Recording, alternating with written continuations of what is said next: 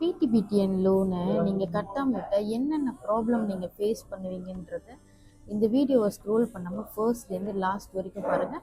முடிஞ்சால் உங்கள் friends and ஃபேமிலிக்கு இதை ஷேர் பண்ணுங்கள். பிடிபிடிஎன் லோன் வந்துட்டு நம்ம படிப்புக்காக எடுக்கிறோம். ஸோ நம்ம படிச்சுக்கிட்டு இருக்கிறப்ப இதை கட்ட வேண்டிய அவசியம் இல்லை. பட் நீங்கள் படிச்சுட்டு வேலை செய்யும் போது கண்டிப்பாக இந்த பிடிபிடிஎன் அமௌண்ட்டை நீங்கள் செட்டில் பண்ணி தான் ஆகணும். ஏதோ ஒரு சிச்சுவேஷன்னால உங்களால் பிடிபிடிஎன் லோனை செட்டில் பண்ண முடியல. ஆனால் இதனால் என்னென்ன ப்ராப்ளம் நீங்கள் ஃபேஸ் பண்ணுவீங்கன்றத பாருங்கள். ஒரு ஆபத்து அவசரத்துக்கு நீங்கள் கிரெடிட் கார்டு எடுக்க முடியாது, பர்சனல் லோன் செய்ய முடியாது, நீங்கள் ஆசைப்பட்டு வாங்கணும்னு நினச்ச வீடோ காடியோ வாங்க முடியாது. ஒருவேளை நீங்கள் உங்களோட இன்டர்நேஷ்னல் பாஸ்போர்ட்டை அப்ளை பண்ணணும்னு நினச்சா அப்ளை பண்ண முடியாது, ரினிவல் செய்யணும்னு நினச்சா ரினிவல் செய்ய முடியாது. நீங்கள் நம்ம பக்கத்து நாட்டு சிங்கப்பூருக்கோ தாய்லாந்துக்கோ என்டர் பண்ணணும்னு நினச்சாலும் என்டர் பண்ண முடியாது.